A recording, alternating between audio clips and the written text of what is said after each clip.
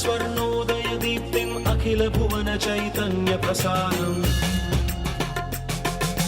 कालगमनसत्कारणधीरं तं नमामि ग्रहनायकसूर्यम् अमृतकिरणरसरम्यप्रवाहं ललितलावण्यललामं महितमहितमाधुर्यमनोज्ञं तं नमामि सान्द्रोदयचन्द्रम्। ఈటీవీ ఆంధ్రప్రదేశ్ ప్రేక్షకులకు కార్తీక మాస శుభాకాంక్షలు. రాగభోగ సంధాన నిధానం రాజయోగ సంపూర్ణ ప్రభావం నవ్య దివ్య సౌందర్య సుధీరం తం నమామి సమ్మోహక శుక్రం అతుల చతుర పటులౌకిక మూర్తిం సకల కార్య హిత కౌశల కీర్తిం తీవ్ర వేగ సంచారణ తత్వం తం నమామి సంయం బుధదేవం.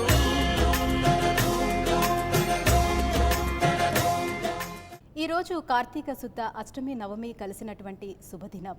కూష్మాండుని విష్ణుమూర్తి సంహరించిన రోజు ఇదే. కృతయుగం ఆరంభమైన సత్యయుగాది కూడా ఈరోజే కావటం విశేషం. శివకేశవుల ఆరాధన మాసంలో ఆ శివకేశవుల అండదండ, ఆ శివకేశవుల కృపాకటాక్షాలు మనపై వెల్లివిరియాలని కోరుకుంటూ మన వైదిక నిర్వాహకులు ఇప్పుడు సంకల్పం చెప్తూ ఈ కార్యక్రమాన్ని ప్రారంభిస్తారు. सर्वमंगलमांगल्ये शिवे सर्वार्धसाधिके शरण्ये त्र्यंबके देवी नारायणि नमोस्तुते. वर्तमान व्यावहारिक चान्द्रमानेन प्रभवादि षष्टिसंवत्सराणां मध्ये प्लवनाम संवत्सरे दक्षिणायने शरदृतौ कार्तीक मासे शुक्लपक्षे अष्टम्यां भृगुवासरे धनिष्ठा नक्षत्रे ध्रुवयोगे बालवकर्ण एवं गुण विशेषण विशिष्टायाम् श्रीमान् श्रीमदः तत्तद्गोत्राणां तत्तन्नामधेयानां सर्वेषां समस्त भक्तजनानां सहकुटुम्बानां सपरिवाराणां सबान्धवानां क्षेमस्थैर्य धैर्य वीर्य विजय भय आयुरारोग्य ऐश्वर्याभिवृद्ध्यर्थम् अस्य मोक्ष चतुर्विध फलपुरुषार्थ सिद्ध्यर्थम् अस्य देवदेवीम् अखिलाण्ड कोटि ब्रह्माण्ड नायकीम् सच्चिदानंद दिव्य मंगल रूपिणीम् सर्वकाम फलदायिनीम् कांचीपुर निवासिनीम् श्री कामाक्षी परदेवता प्रसादात् सकल मनोकामना सिद्ध्यर्थम् कार्तीक मास पुण्यकाले श्री कार्तीक दामोदर देवता प्रीतये श्री कामाक्षी अष्टोत्तर शतनाम पारायण पूर्वक कार्तीक पुराण श्रवणौ आचार्य श्री मुखेन कारयिष्ये. ओम कारणपर चिद्रूपा कांचीपुरसीम्नि कामपीठगता काचन विहरति करुणा काश्मीरस्तबक कोमलांगलता कुंडली कुमारी कुटिले चंडी चराचर सवित्री चामुंडे गुणि गुहारिणि गुह्ये गुरुमूर्ते त्वां नमामि कामाक्षी. ఇసుమంతా కూడా విసుగు లేకుండా ఆ శివలింగం ముందే కూర్చొని తపస్సు చేసింది ఆ యువతి. పరమేశ్వరుణ్ణే భర్తగా పొందింది. ఆ యువతి పార్వతీదేవి కాగా ఆమె దైవిక రూపమే కామాక్షిదేవి. ఆ కామాక్షిదేవి అష్టోత్తరాన్ని పఠిస్తే ఆమె హృదయేశ్వరుడు సంతోషించకుండా ఉంటాడా? ఆగమ పండితులైన బ్రహ్మశ్రీ పులుపుల వెంకట ఫణికుమార శర్మ గారు ఇప్పుడు మన అందరి చేత కామాక్షి అష్టోత్తరాన్ని బల్లవేయిస్తారు. కళ్యాణి కమనీయ సుందర వపు కాత్యాయని కాళికా కాలశ్యామళ మేచకద్యుతిమతి కాదిత్రి పంచాక్షరీ కామాక్షి కరుణానిధి కలిమలారణ్యాతి దావానల మామంబా పురవాసిని భగవతి హేరంబ మాతావతు. నమో దేవ్యై మహాదేవ్యై శివాయై సతతం నమః. నమః ప్రకృత్యై భద్రాయై నీతాః ప్రణతా స్మృతాం. శ్రీమాత్రే నమః. చరాచర జగత్తులో జగదంబ అనేక రూపాలలో కామాక్షి రూపం చాలా విశేషమైనది. లక్ష్మీప్రదాన సమయే నవవిద్రుమాభాం విద్యాప్రదాన సమయే శరదిందు శుభ్రాం విద్వేషవర్గ విజయేతు తమాల నీలాం దేవీం త్రిలోక జననీం శరణం ప్రపద్యే అని అమ్మవారు ఒక్కొక్క రూపంలో ఒక్కొక్క విధంగా మనల్ని అనుగ్రహిస్తూ ఉంటుంది. అటువంటి రూపాలలో అష్టాదశ శక్తిపీఠాలలో నగరేషు కాంచీ అని పేరుగాంచినటువంటి కాంచీపురంలో కోరిన భక్తుల పాలిట కొంగు బంగారమై విలసిల్లేనటువంటి ఆ కామాక్షి అమ్మవారు పరమేశ్వరుని యొక్క అనుగ్రహానికై ఎదురు చూస్తూ ఆ శంకరార్థాంగ సౌందర్య శరీరిణి అయినటువంటి ఆ జగదంబ తన మనోనాథుడైనటువంటి పరమేశ్వరుణ్ణి పరిణయమాడటం కోసం సైకతలింగం ఇసుక రూపంలో ఇసుకలింగంగా ఉన్నటువంటి ఆయన అనుగ్రహం కోసం ఆయన్ని పెళ్ళాడాలనేటటువంటి ఆ భావనతో ఆ కోరికతో కన్నుల నిండినటువంటి ఆ కోరికతో ఆవిడ చూస్తూ ఆయన్ని పెండ్లిగాని ఉభయులు కూడా భక్తులని ఆ కాంచీనగరంలో అనుగ్రహిస్తూ ఉన్నారు. అటువంటి కామాక్షి సందర్శనం వల్ల అంటే కోరికతో నిండినటువంటి ఆ పరమేశ్వరుని చూచినటువంటి ఆ కామాక్షిదేవిని ఏ భక్తులైతే చూస్తారో ఆ జగదంబ యొక్క నేత్రాలను ఎవరైతే దర్శిస్తారో ఆవిడ సకల కోరికలు సకల మనోభీష్టాలను కూడా నెరవేరుస్తుంది. అటువంటి కామాక్షిదేవి యొక్క అనుగ్రహానికి మనందరం కూడా పాత్రలం అవ్వడం కోసం అష్టోత్తరాన్ని చెప్పుకుందాం. కాలకంఠ్యై నమః, త్రిపురాయై నమః, బాలాయై నమః, మాయాయై నమః, త్రిపురసుందర్యై నమః, సుందర్యై నమః, సౌభాగ్యవత్యై నమః, క్లీంకార్యై నమః, సర్వమంగళాయై నమః, ఐంకార్యై నమః, స్కందజనన్యై నమః, పరాయై నమః, పంచాదశాక్షరాయై నమః, త్రైలోక్యమోహనాధీశాయై నమః, సర్వాశాపూరవల్లభాయై నమః, సర్వసంక్షోభనాధీశాయై నమః, సర్వసౌభాగ్యవల్లభాయై నమః, సర్వార్థసాధకాధీశాయై నమః, సర్వరక్షాకరాధిపాయై నమః, సర్వరోగహరాధీశాయై నమః, సర్వసిద్ధిప్రదాధిపాయై నమః, సర్వానందమయాధీశాయై నమః, యోగినీ చక్రనాయికాయై నమః, భక్తానురక్తాయై నమః, రక్తాంగ్యై నమః, శంకరార్ధశరీరిణ్యై నమః, పుష్పబాణేక్షు కోదండ పాశాంకుశకరాయై నమః, ఉజ్వలాయై నమః, సచ్చిదానందలహర్యై నమః, శ్రీవిద్యాయై నమః, పరమేశ్వర్యై నమః, అనంగకుసుమోద్యానాయై నమః, చక్రేశ్వర్యై నమః, భువనేశ్వర్యై నమః, గుప్తాయై నమః, గుప్తతరాయై నమః, నిత్యాయై నమః, నిత్యక్లిన్నాయై నమః, మదద్రవాయై నమః, మోహిన్యై నమః, పరమానందాయై నమః, కామేశ్యై నమః, తరుణీకళాయై నమః, శ్రీకళావత్యై నమః, భగవత్యై నమః, పద్మరాగకిరీటాయై నమః,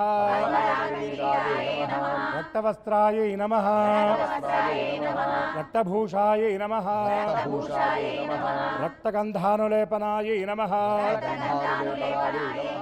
సౌగంధికలసద్వేణ్యై నమః, మంత్రిణ్యై నమః, తంత్రరూపిణ్యై నమః, తత్వమయ్యై నమః, సిద్ధాంతపరవాసిన్యై నమః, శ్రీమత్యై నమః, చిన్మయ్యై నమః, దేవ్యై నమః, కౌళిన్యై నమః, పరదేవతాయై నమః, కైవల్యరేఖాయై నమః, వసిన్యై నమః, సర్వేశ్వర్యై నమః, సర్వమాతృకాయై నమః, విష్ణుస్వరసే నమః వేదమయ్యై నమః సర్వసంపత్ప్రదాయిన్యై నమః కరీభూతగీర్వాణ్యై నమః సుతవాపి వినాదిన్యై నమః మణిపూరసమాసీనాయై నమః అనాహతాబ్జవాసిన్యై నమః విశుద్ధిచక్రనిలయాయై నమః ఆజ్ఞాపద్మనివాసిన్యై నమః అష్టత్రింశత్కళామూర్త్యై నమః సుషుమ్నాద్వారమధ్యకాయై నమః యోగీశ్వరమనోధ్యేయాయై నమః పరబ్రహ్మస్వరూపిణ్యై నమః చతుర్భుజాయై నమః చంద్రచూడాయై నమః పురాణాగమరూపిణ్యై నమః ఓంకార్యై నమః విమలాయై నమః విద్యాయై నమః పంచప్రణవరూపిణ్యై నమః భూతేశ్వర్యై నమః భూతమయ్యై నమః పంచాశత్పీఠరూపిణ్యై నమః షోడశన్యాసమహారూపిణ్యై నమః కామాక్షై నమః దశమాతృకాయై నమః ఆధారశక్త్యై నమః అరుణాయై నమః లక్ష్మ్యై నమః త్రిపురభైరవ్యై నమః బృహఃపూజ సమాలోలాయై నమః రహోయంత్రస్వరూపిణ్యై నమః త్రికోణమధ్యనిలయాయై నమః బిందుమండలవాసిన్యై నమః వసుకోణపురావాసాయై నమః దశారద్వయవాసిన్యై నమః చతుర్దశారచక్రస్థాయై నమః వసుపద్మనివాసిన్యై నమః స్వరాబ్జపత్రనిలయాయై నమః వృత్తత్రయవాసిన్యై నమః చతురస్రస్వరూపాస్యాయై నమః నవచక్రస్వరూపిణ్యై నమః మహానిత్యాయై నమః విజయాయై నమః శ్రీరాజరాజేశ్వర్యై నమః శ్రీకామాక్షై నమః. పర్వతమంత ఎత్తున కట్టెలను పేర్చి దానికి నిప్పురవ్వను జోడిస్తే కాలి బూడిద కాకుండా ఉంటుందా? అలాగే కొద్దిపాటి పుణ్యముతో అనంతమైన పాపరాశిని నశింపచేసుకోవటానికి మార్గం ఏదైనా ఉందా అని జనక మహారాజు అడగగా దానికి వశిష్ఠ మహర్షి చెప్పినటువంటి అజామిలోపాఖ్యానమే నేటి కార్తీక పురాణం. ఆ కార్తీక పురాణ కథని ఇప్పుడు శ్రవణం చేద్దాం.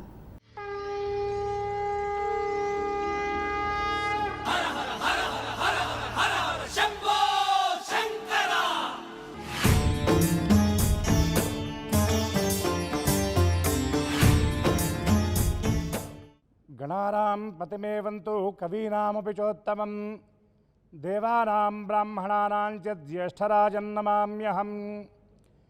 యా కుందేందు తుషారహారధవళా యా శుభ్రవస్త్రాన్వితా యా వీణావరదండమండితకరా యా శ్వేతపద్మాసనా యా బ్రహ్మాచ్యుతశంకరప్రభృతిభిः దేవైः సదా పూజితా సా మాం పాతు సరస్వతి భగవతి నిశ్శేషజాడ్యాపహ.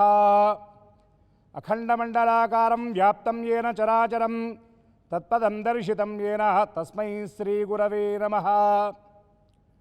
శ్రీమహాగణాధిపతయే నమః. శ్రీమహాసరస్వత్యై నమః. అస్మద్గురుచరణారవిందాభ్యాం నమః. శ్రీవేదవ్యాసపరబ్రహ్మణే నమః.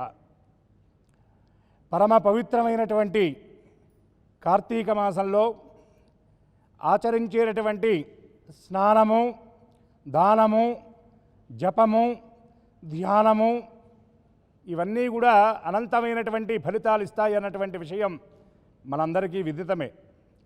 కార్తీక మాసంలో ఆచరించదగినటువంటి కృత్యాలలో అత్యంత విశేషమైనది కార్తీక పురాణ శ్రవణం. అటువంటి కార్తీక పురాణ శ్రవణంలో భాగంగా 8వ అధ్యాయాన్ని మనం ఇవాళ చెప్పుకుంటున్నాం. అశేషమైనటువంటి భక్త జనవాహిని తరింపజేయడం కోసం విశేషమైనటువంటి సంకల్పాన్ని చేశారు మన ఈటీవీ వారు. ఇటువంటి సౌభాగ్యం మనందరికీ దక్కడం నిజంగా పరమాత్మ యొక్క నిర్హేతుకమైనటువంటి కృప.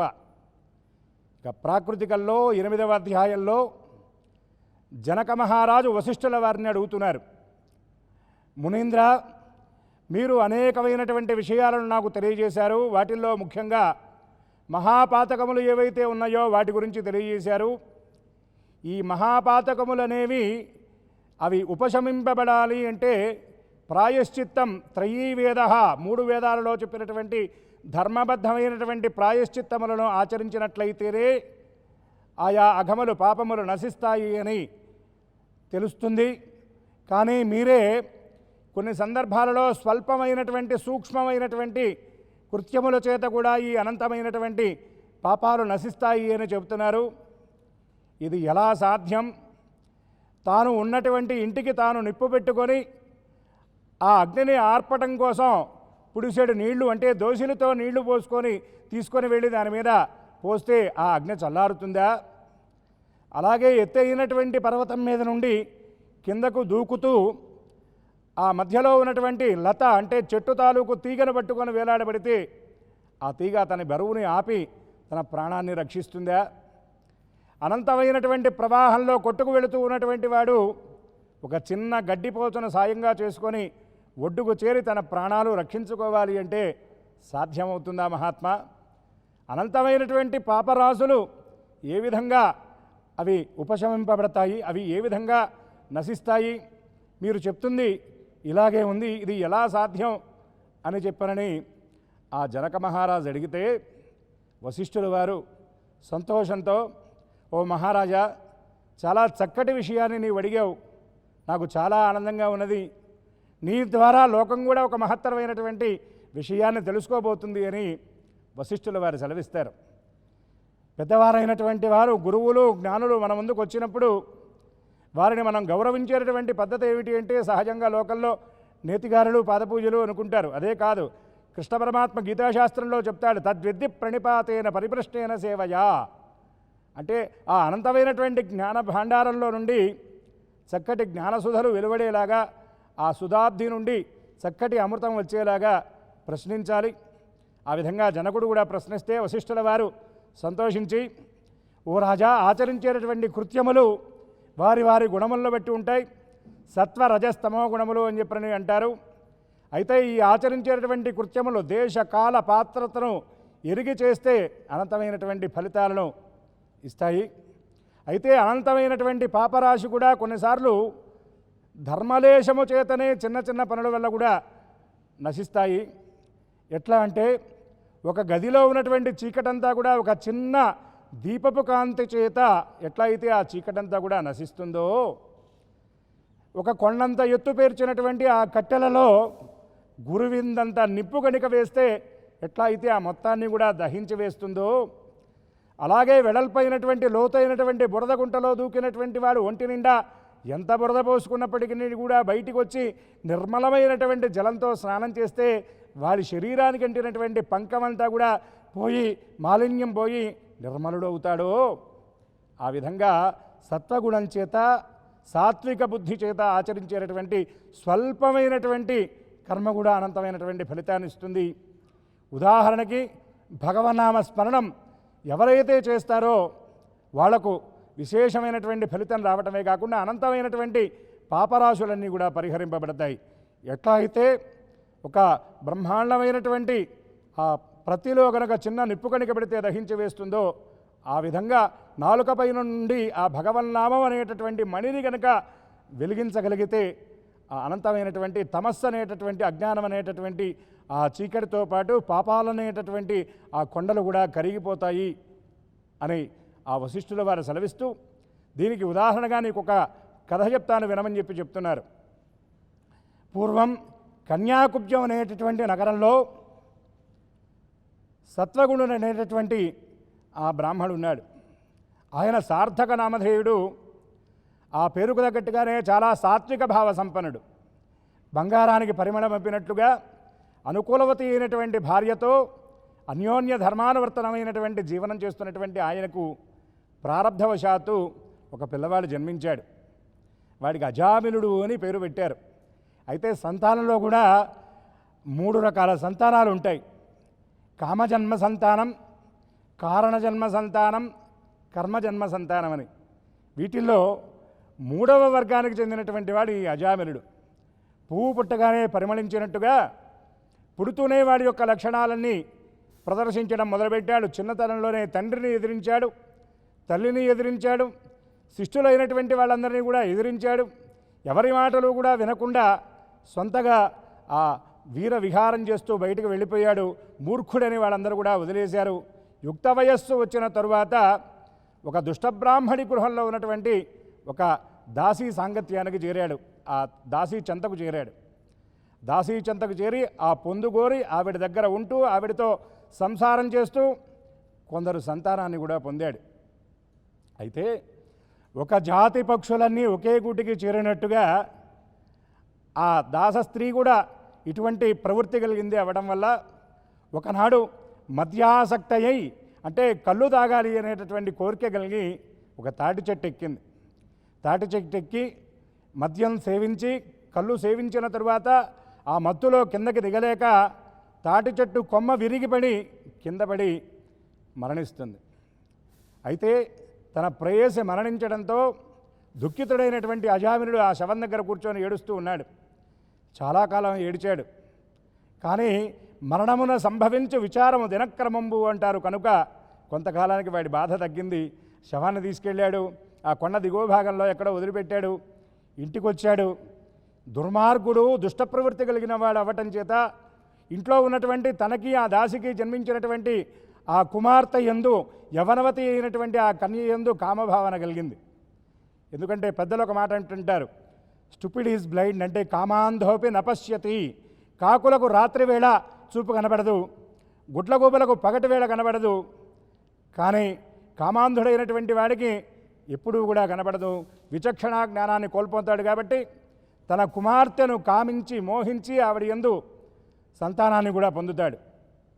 అయితే కొందరు సంతానం నశించిన తరువాత వయస్సు ఉడుకుతూ ఉన్నటువంటి సందర్భంలో ఒక పిల్లవాడు జన్మించాడు. వాడి యందు అమితమైనటువంటి అనురాగాన్ని ప్రదర్శించేటటువంటి వాడు. అయితే ఈ అజామినుడి యొక్క మరి ఏ జన్మలో పుణ్యమో పురాకృత సుకృత విశేష పుణ్య పరీపాకం చేత ఆ పిల్లవాడికి నారాయణ అని పేరు పెట్టాడు. పేరు పెట్టిన తరువాత ప్రతినిత్యం కూడా ఆ పిల్లవాడి మీద ఉన్నటువంటి వాత్సల్యంతో ఎటు వెళ్ళినా కూడా నారాయణ నారాయణ నారాయణ అని ఆ పిల్లవాడినే పిలుస్తూ ఉండేవాడు. ఈ విధంగా నారాయణ నారాయణ అంటూ ఉంటే ఒక మాట గుర్తొస్తుంది. ప్రహ్లాదుడు గనక భాగవతంలో పోతనామాచుడు చెప్పినట్టు పానీయంబులు త్రావుచున్ గుడుచుచున్ భాషించుచున్ హాసలీల నిద్రాజులు చేయుచున్ తిరుగుచున్ లక్షించుచున్ సంతత శ్రీనారాయణ పాదపద్మయుగళి చింతామృతాస్వాదియై మరచన్ సురారిసుతుడు ఏతద్విష్పమున్ భూవరా అని భాగవతంలో చెప్తాడు. అయితే ప్రహ్లాదుడు చేసినటువంటి హరినామం అది భక్తితో అయితే, ఇక్కడ అజామిలుడు చేసింది ఆ పిల్లవాడి పేరు ఎందుకు పిలిచాడంటే రక్తితో పిలిచాడు, రాగంతో పిలిచాడు, పుత్రప్రేమతో పిలిచాడు. అయితే అటువంటి అజామిలుడికి మరణ సమయం ఆసన్నమైంది. ఆయన కోసం పిలుపు రానే వచ్చింది. ఒకానొక సందర్భంలో భీకరాకారులైనటువంటి ఒక మహాశరీరులు కొందరు వచ్చి ఆయన ముందు నించున్నారు. వాళ్ళని చూస్తేనే భయం కలిగేలాగా ఉన్నారు. దారుణమైనటువంటి ఆయుధాలను ధరించి ఉన్నారు. నల్లని శరీర కాంతి కలిగి వాళ్ళు ఎర్రటి జుట్టు కలిగి ఉన్నారు. వాళ్ళను చూస్తేనే భయపడ్డాడు అజామిలుడు. నా సమయం ఆసన్నమైంది అనుకున్నాడు. తన కుమారుణ్ణి పిలిచాడు. నారాయణ నారాయణ నారాయణ అన్నాడు. క్రీడాసక్తుడైనటువంటి పిల్లవాడు దూరంగా ఉన్నాడు. అందువల్ల పిల్లవాడికి వినపడలేదు. కానీ గద్గద స్వరంతో అజామినుడు మళ్ళీ మళ్ళీ నారాయణ నారాయణ నారాయణ అని గద్గద స్వరంతో పిలిచాడు. ఇంతలోకే పిల్లవాడైతే రాలేదు, కానీ ఒక దివ్య కాంతి చేత మహాపురుషులు ఆ అజామినుడి సమీపానికి వచ్చారు. ఎలా ఉన్నారంటే శంఖ చక్ర గదా పద్మధరుడై సాక్షాత్తు విష్ణుమూర్తి ఏ విధంగా ఉంటాడో అటువంటి ఆ సారూప్యం కలిగి ఊర్ధ్వపుండ్రాలను ధరించి బ్రహ్మాండమైనటువంటి కాంతివంతమైనటువంటి శరీరంతో పసుపు రంగు పట్టు వస్త్రాలను ధరించి వాళ్ళను చూస్తేనే ప్రశాంతత కలిగే విధంగా చక్కటి పరిమళం కూడా వెదజల్లుతూ వాళ్ళు వచ్చారు. వాళ్ళను చూసి అజామినుడు ఆశ్చర్యపోయాడు. ఇక్కడ ఉన్నటువంటి ఈ యమభటులు కూడా ఆశ్చర్యపోయి, ఓ మహానుభావులారా, మీరెవరు?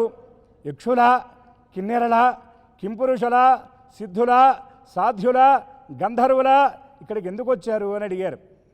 అడిగినప్పుడు విష్ణు భగవానుడితో సారూప్య స్థితి పొందినటువంటి ఆ విష్ణుదూతలు చెప్పారు, మేము విష్ణుదూతలం వైకుంఠం నుండి వచ్చాం, అజామిలుల్ని తీసుకువెళ్ళడానికి వచ్చామన్నారు. అన్నప్పుడు యమదూతలు ఆశ్చర్యపోయారు. నిరంతరం దుష్కర్మలను ఆచరించినటువంటి ఈ అజామిలుడి కోసం విష్ణుదూతలు రావటం ఏమిటి అంటే, అప్పుడు విష్ణుదూతలు చెప్పారట, బ్రతికున్నంతకాలం అంటే వాళ్ళ జీవనంలో అన్నీ దుష్కర్మలే, అన్నీ చెడు పనులు చేసినప్పటికీ కూడా చివరి క్షణంలోనైనా సరే తన పిల్లవాడి పేరుతో నారాయణ నారాయణ నారాయణ అనేటటువంటి నామస్మరణం చేశాడు. కాబట్టి అలుకనైన చెలిమినైన కామంబునైనా అన్నట్టుగా, అంటే ఏ కృతంగా అయినా సరే భగవన్నామని చెబితే ఎవరైనా విసిగిస్తుంటే చేత్తో తల మీద ఇలా కొట్టుకొని అయ్యో రామ అంటాం, కానీ అది కూడా రామనామ ఫలితాన్ని ఇస్తుంది. హరిర్హరతి పాపాని దుష్టచిత్తైవ అపిస్పృత అనిత్యయాపి సంస్పృష్టో దహ్యదేవ హిప్పావక. నిప్పు ఏదైతే ఉన్నదో 3 ఏళ్లవాడు ముట్టుకున్నా, 30 ఏళ్లవాడు ముట్టుకున్నా, స్త్రీలు ముట్టుకున్నా, పురుషులు ముట్టుకున్నా, పండితులు ముట్టుకున్నా, పామరులు ముట్టుకున్నా కాల్చేటటువంటి గుణం ఏదైతే ఉన్నదో అది ఏ విధంగా అయితే ప్రదర్శిస్తుందో, భగవంతుడి యొక్క నామాన్ని తెలిసి చెప్పినా తెలియక చెప్పినా దాని ఫలితం అది తప్పకుండా ఇస్తుంది. అందుకే అంటారు, హరియను 2 అక్షరములు హరియించును పాతకములు అంబుజనాభ. హరిని నామ మహత్యము హరిహరి పొగడంగవసమే హరిశ్రీకృష్ణ అని. హరి అన్నటువంటి 2 అక్షరాలంటే చాలు, పాపాలని కూడా హరిస్తాడు శ్రీహరి. కాబట్టి ఆ నారాయణ స్మరణలు చేశాడు. కాబట్టి అజామిలుడి కోసం మేము వచ్చామని విష్ణుదూతలు తెలియజేశారు. ఆ యమదూతలు కాస్త ఆశ్చర్యపోయారు. అందుకే మనం కూడా అజామిలుడి యొక్క ఈ వృత్తాంతాన్ని మనం సారంగా సందేశంగా గ్రహిస్తూ నిరంతరం కూడా భగవన్నామస్మరణం చేయాలి. కలికల్మష చిత్తానాం పాపద్రవ్యోపజీవినాం విహిత కర్మ విహీనానాం గతిర్గోవింద కీర్తనం. కలికల్మషులమైనటువంటి మనస్సు కలిగినటువంటి మనందరికీ కూడా గతి ఏమిటి అంటే గోవిందనామం. విహిత కర్మలను మనం ఆచరించకపోతే ఆ దాని యొక్క ప్రాయశ్చిత్తం ఏమిటంటే అది కూడా భగవన్నామం. పాప ద్రవ్యోపజీవినాం, మనం తినేటటువంటి ఆహారం అనేక రకాలైనటువంటి పాపాలతో నిండి ఉంటుంది. దానికి పరిహారం ఏమిటంటే భగవన్నామ స్మరణం చేయటమే. అందుకే శంకర భగవత్పాదుల వారు కూడా అంటారు, భజ గోవిందం భజ గోవిందం గోవిందం భజ మూఢమతే. ఓ మూఢమతి, అక్కడ మూర్ఖుడు లేదు, మూఢమతి అన్నాడు.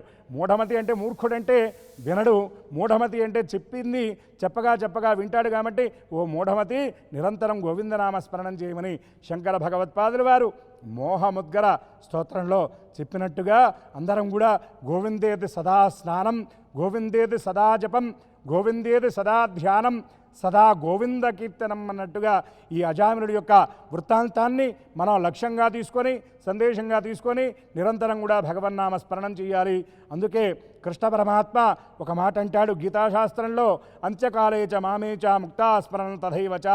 ఎవరైతే అంత్యకాలములో కూడా నా నామాన్ని స్మరణం చేస్తారో వాళ్ళు నన్నే చేరుకుంటారు అని భగవద్గీతలో కృష్ణ పరమాత్మ చెప్తాడు. అంత్యకాలమునందు చేస్తే కాదు, అంత్యకాలములో కూడా చేస్తే. అందుకే దుర్జటి మహాకవి అంటాడు, అంత్యకాలమునందు ఆయాసము చేత నిన్ను తలచనో అంటాడు. అంటే అంత్యకాలములో ప్రాణభీతి ఉంటుంది. ధారాసుతాదులు అంటే భార్యాపిల్లలు ఆస్తుల కోసం కొట్టుకుంటూ ఉంటారు, ఇతను ఏమీ చేయలేడు. అట్లాగే రామదాస స్వామి వారు అంటారు, ముప్పున కాలకింకరులు ముంగిటి నిలచిన వేళ, బాంధవులు గప్పిన వేళ, రోగములు కపము గుర్తుకొచ్చొచ్చిన వేళ, నాటికి నీ స్మరణ గల్గదో ఇప్పటికిప్పుడే నీ స్మరణ మనగూర్చదా దాశరథి కరుణాపయోనిధి అని ఆ రామదాస స్వామి గారు చెప్పినట్టుగా ఎప్పుడో చేస్తానంటే కుదరదు. ఇప్పటి నుండి అభ్యాసం ఉంటేనే చివరిలో కూడా అంత్యమునందు కూడా ప్రాణభీతి లేకుండా భగవన్నామస్మరణం చేస్తాం. అందుకే దూర్జటి గారు ఇంకొక మాట అంటాడు, దంతంబుల్ పడనప్పుడే తనుయందారూఢి ఉన్నప్పుడే కాంతాసంగము రోజనప్పుడే కుర్రలు వెల్వెల్లబోనప్పుడే. అంటే దేహమంతా కూడా దారుఢ్యంగా ఉన్నప్పుడు, మంచి యవ్వనంలో ఉన్నప్పుడు, ఓపికతో ఉన్నప్పుడే భగవన్నామం చెప్పేటటువంటి ప్రయత్నం మనందరం కూడా చేయాలి. ఈ క్రూరుడైనటువంటి అజామిలుడు కూడా చివరి క్షణంలో అంత్యమనందు భగవన్నామస్మరణం చేయటం వల్ల నారాయణ నామ స్మరణ ఫలం చేత వైకుంఠానికి ఏ విధంగా అయితే చేరుకున్నాడో అదేవిధంగా మనందరం కూడా నిరంతరం భగవన్నామ స్మరణం చేసేటటువంటి ఆసక్తిని ఆ శక్తిని పరమాత్మ మనకు అనుగ్రహించాలి అని కాలస్వరూపుడైనటువంటి ఈశ్వరుడు కార్తీక దామోదరుడు మనందరికీ అనుగ్రహించాలి అని అందరం కూడా మనసారా ఒక్కసారి కార్తీక దామోదరుణ్ణి ప్రార్థన చేసి నేను నా వాణికి విరామాన్ని ఇస్తున్నాను. స్వస్తి. కళ్యాణి కమనీయ సుందర వపు కాత్యాయని కాళికా కాలశ్యామళ మేచకద్యుతిమతి కాదిత్రి పంచాక్షరీ కామాక్షి కరుణానిధి కలిమలారణ్యాతి దావానల మామంబా పురవాసిని భగవతి హేరంబ మాతావతు. సౌరాష్ట్రే సోమనాథంచ శ్రీశైలే మల్లికార్జునం అని ద్వాదశ జ్యోతిర్లింగ స్తోత్రం మొదలవుతుంది. 12 జ్యోతిర్లింగాలలో మొట్టమొదటి జ్యోతిర్లింగం సోమనాథేశ్వర జ్యోతిర్లింగం. గుజరాత్లో సోమనాథ్లో చంద్రుడు ప్రతిష్ఠించిన ఆ సోమనాథేశ్వర జ్యోతిర్లింగాన్ని ఇప్పుడు మనం దర్శించుకుందాం.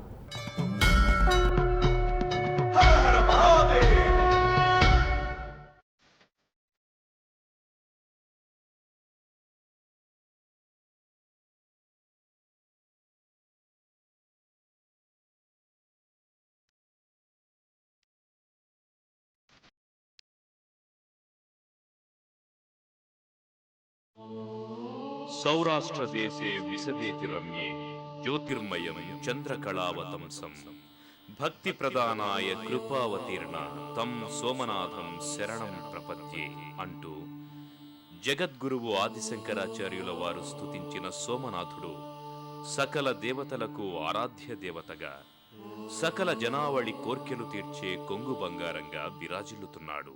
ద్వాదశ జ్యోతిర్లింగ క్షేత్రాలలో ఆది జ్యోతిర్లింగ క్షేత్రంగా విరాజిల్లుతోన్న సోమనాథ్ దివ్యక్షేత్రం ప్రభాస పట్టణంగా పేర్గాంచిన ఈ దివ్యక్షేత్రంలోనే చంద్రుడికి తన తేజస్సు తిరిగి వచ్చిందని పురాణాల ద్వారా అవగతమవుతోంది. భూలోక కైలాసంగా విరాజిల్లుతున్న సోమనాథ్ దివ్యక్షేత్రం అహ్మదాబాద్ నగరం నుంచి సుమారు 500 కిలోమీటర్ల దూరంలో ఉంది. ఇది స్వయంభూ దేవస్థానం అయినందువల్ల లక్షలాది మంది భక్తజనులు ఇక్కడికి వచ్చి పవిత్ర పావనం అవుతుంటారు. అత్యంత మహిమాన్వితమైన ఈ మందిరాన్ని 1783లో అహిల్యాబాయి హోల్కర్ నిర్మించినట్లు చారిత్రక ఆధారాల ద్వారా తెలుస్తోంది. నిత్యము భక్తులతో రద్దీగా ఉండే ఈ మందిరంలో పైభాగంలో పరమేశ్వరుడు లింగ రూపంలో దర్శనమిస్తాడు.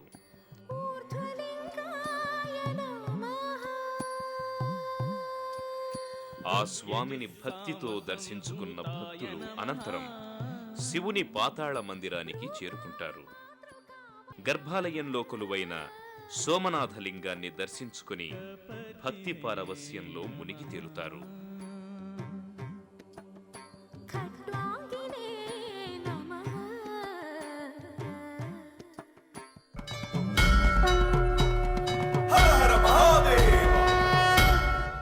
దీపపు వెలుగు అనంటే మహాలక్ష్మి కంటిచూపు. ఆ మహాలక్ష్మి కంటిచూపులే కాంతి పుంజాలై విరజిల్లేది నక్షత్రహారతి. అటువంటి నక్షత్రహారతిని దర్శించుకోవటం అంటే జాతక దోషాలకు అమోఘమైన పరిష్కారం అని చెప్పాలి. అటువంటి నక్షత్రహారతిని ఇప్పుడు మన వైదిక నిర్వాహకులు ఆ భగవంతునికి సమర్పిస్తారు. సమాయుతైః కాలైర్హరిత్వమాపన్నైః ఇంద్రాయాహి సహస్రయుగో అగ్నిర్విభ్రాష్టివసనః వాయుష్వేతసి గద్రుకః సంవత్సరో విషువన్నైః నిత్యాస్తేనుచరాస్తవ సుబ్రహ్మణ్యోగుం సుబ్రహ్మణ్యోగుం సుబ్రహ్మణ్యో జ్వలతి జ్యోతిర్జ్వలతి బ్రహ్మాహమస్మి యోహమస్మి బ్రహ్మాహమస్మి అహమస్మి బ్రహ్మాహమస్మి అహమేవాహం మాంజుహోమి స్వాహా.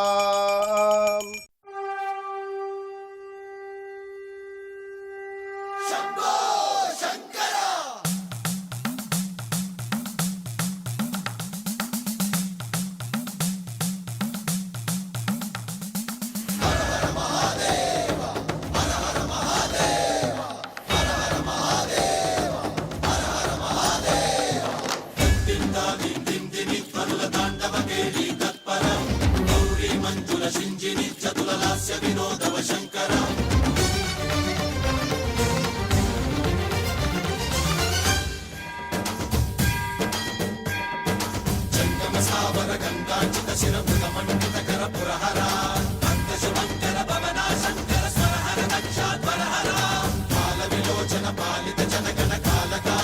హర నమః పార్వతీపతయే హర హర మహాదేవ హర బోళా శంకర భగవాను కీ జై.